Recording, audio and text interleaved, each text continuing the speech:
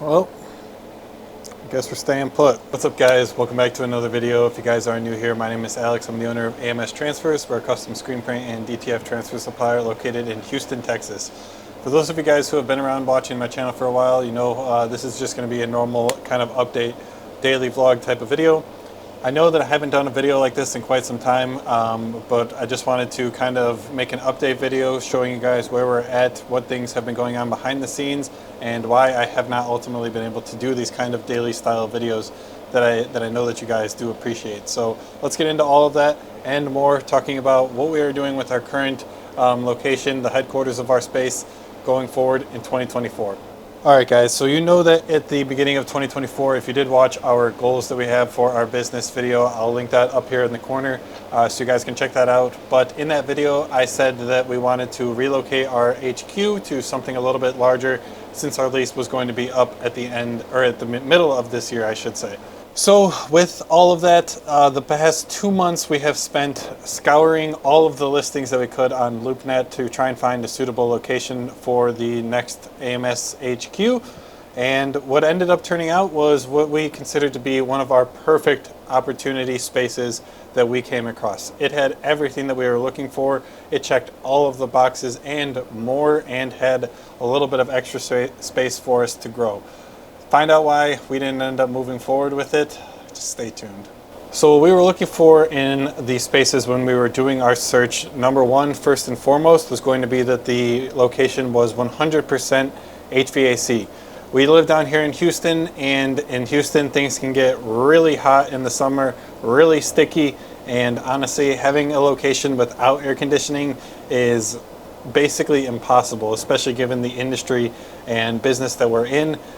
Screen printing, those machines that we operate, they do produce heat, so it's just already adding to an already scorching hot building during the summer here in Houston.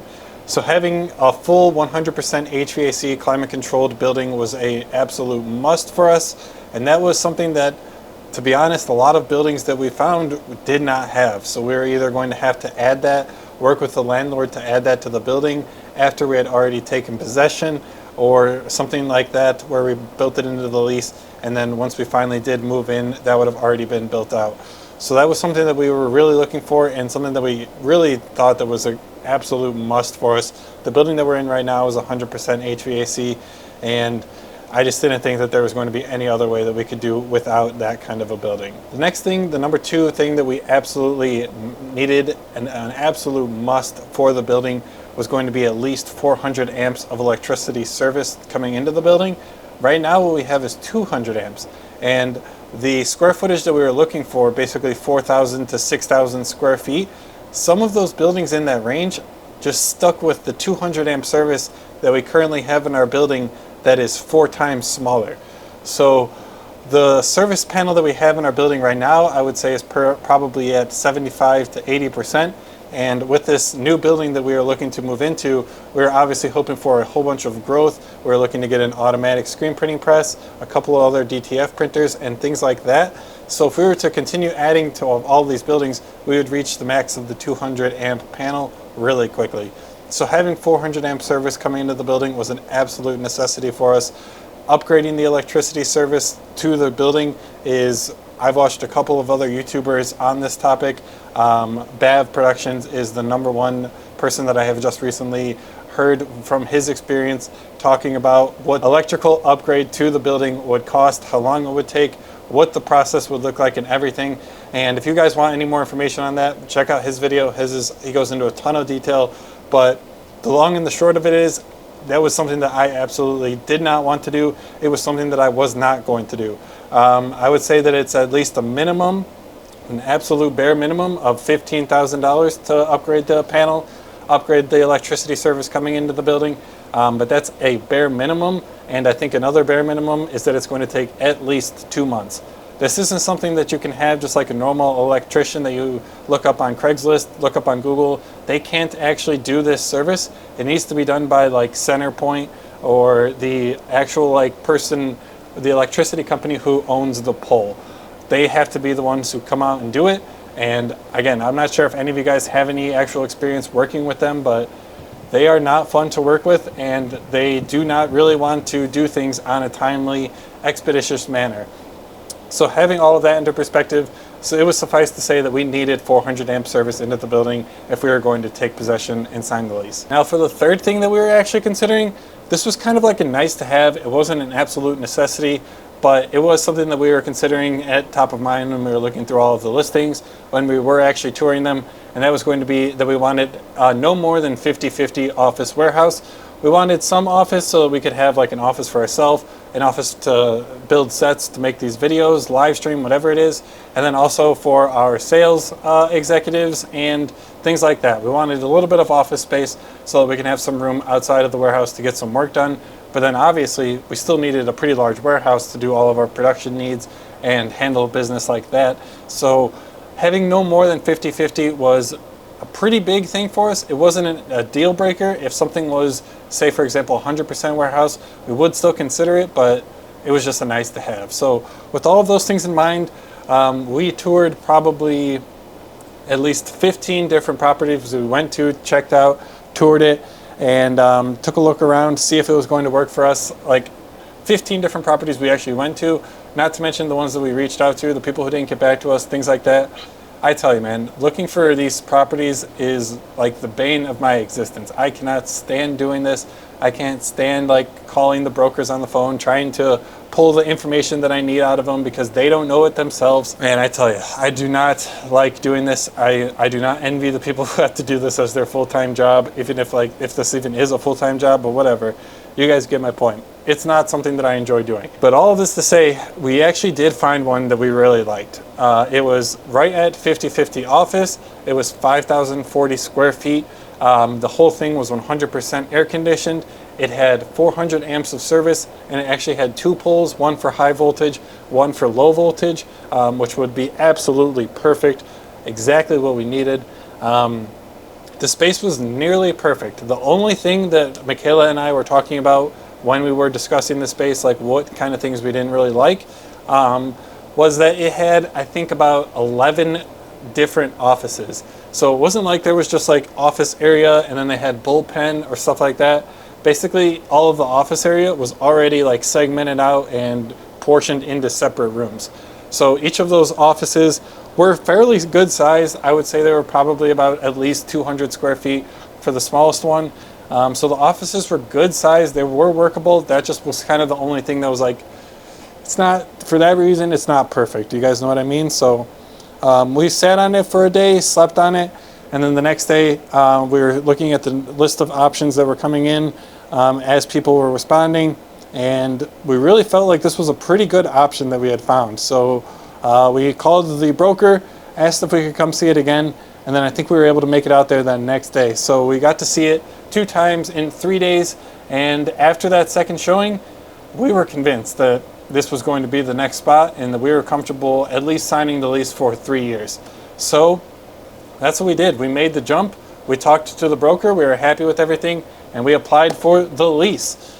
And everything was going really smoothly. We sent over our financial statements, sent over all the documents that the guy required, and he shoot us back an email. We sent that stuff over at like 6 p.m. on Wednesday. He responded at like 6 a.m. Thursday saying that we were approved for the space and the terms for the lease. So we just kept on going a little bit back and forth, trying to get a little bit more of our tenant improvement budget. At the place, like some of the blinds were kind of crappy, so we were going to try and get those blinds replaced, and we're going to ask the landlord to do that before we actually moved in. So we were just kind of going back and forth with the landlord, trying to get a couple things improved in the property before we actually signed the lease. And that probably ended up taking around a day, just going back and forth with them. And in that day, man, so many thoughts had crossed my head. So many thoughts. I really don't even know where to start. First and foremost, I mean, I'm not even going to sugarcoat this. Our month of March was pretty rough. Usually the beginning of the year is a little bit slow, but things typically pick up around the middle of February, and then they start really rolling again. And by the time we hit summer, we're back up at capacity, and things are going to be like that for the rest of the year. So that's how things have been in the past 3 years that we've been operating this business, and we were kind of expecting that again this year. We did see the slow start at the beginning of the year. We were fine with that. It's happened before. It'll happen again. But the thing that really concerned us was that slow season had kind of pushed its way into March. And March was a tough month for us. There's no really way to put it. The sales were just really light from even our returning, always our loyal customers. Things were just light, man. And I couldn't figure out what was going on. It was just, things were not the way that they had been previously.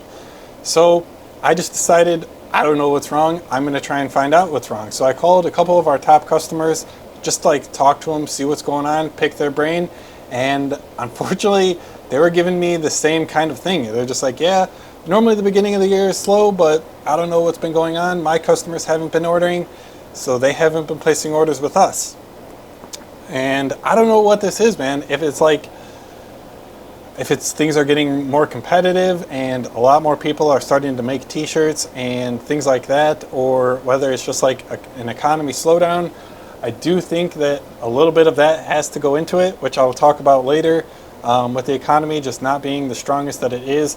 But again, I'm not the type of person who likes to make abstract excuses like that. Things that I don't control are the reason why this is going wrong. I try and think inwards and see what am I doing that is causing this to not work. So I didn't really want to accept that idea as the reason for why things were going so slow. And I just kept on trying to figure out what was going on. Unfortunately, to no avail. We are still riding the struggle bus, and yeah, we're just really trying to figure out what the heck is going on, what we can do to get the train back on the tracks and flowing full steam ahead. But yeah, a lot of these thoughts came into my head that 24-hour period while we were working with the landlord to try and get the tenant improvements upgraded, and then the actual seal of the sealing of the envelope. This is completely unrelated, but it was when the automaker Tesla announced that they were almost 100,000 cars short of their actual quarterly goal. So they were supposed to deliver 487,000, and then they only delivered 384,000 or something like that. I'll put the real numbers up on the screen, but it was 100,000 car short of their goal, almost 1/4 of their goal short. And then the same thing came from Amazon. I saw that Amazon was running sales on their website like crazy. These promotions that basically had never gone on in the past previously at this time of the year, happening with Amazon. I've been seeing the same things happening with Apple, and obviously these are multi-billion-dollar huge companies where the state of the economy really does matter and affect how much consumers buy from them. I'm not in any way, shape, or form saying that I am similar to them, but it's just kind of those were the signals to me that some shit is coming up on the horizon with the economy, and things may not be as bright as they have been in the past or as they are now, and to be honest, they could get worse from here. So with all of these things in mind, making the jump to a 5,000 square foot building, almost 3 times the size of our current building, almost 3 times our current rent, these decisions, they just didn't seem like they were the right decision.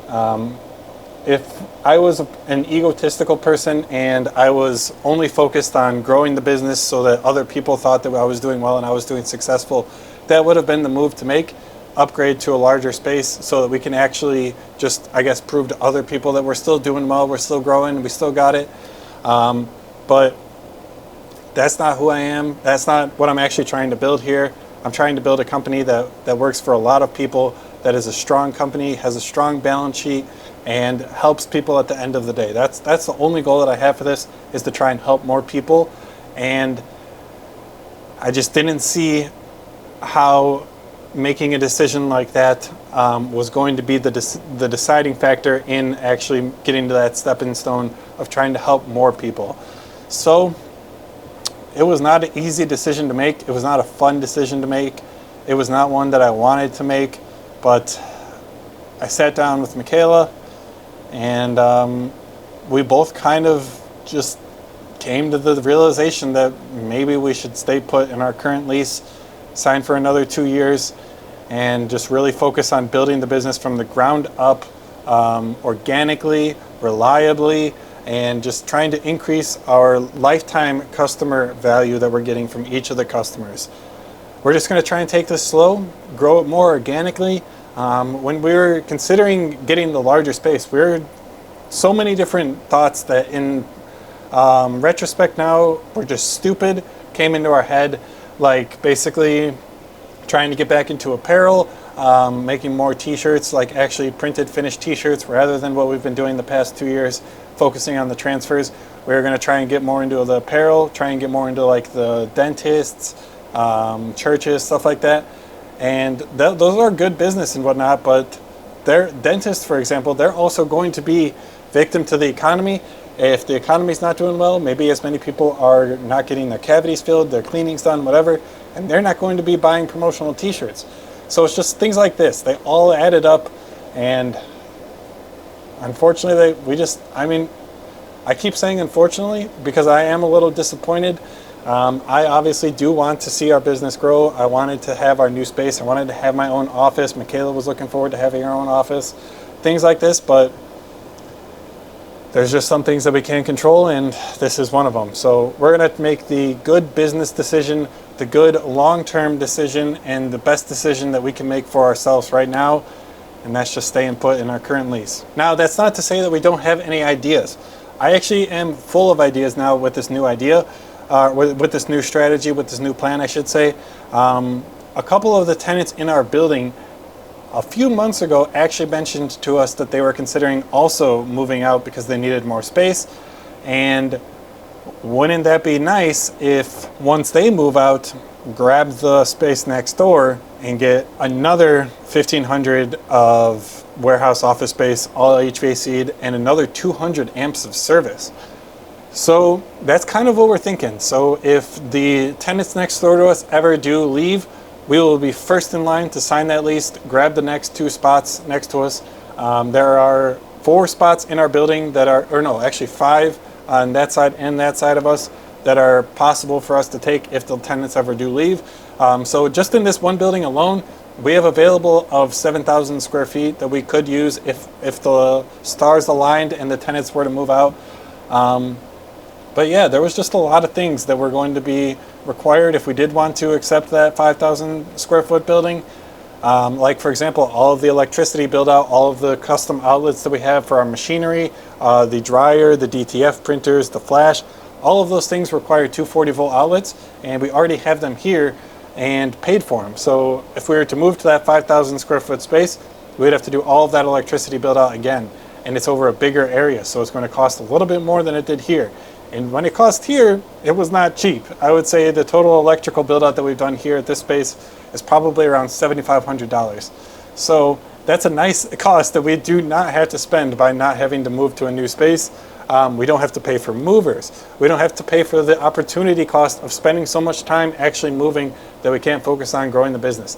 Things like this are all going to add up over time, and I'm really just trying to convince myself right now. Hopefully it will make it to a good decision. That's at least the goal right now. I just wanted to give you guys this little bit of an update.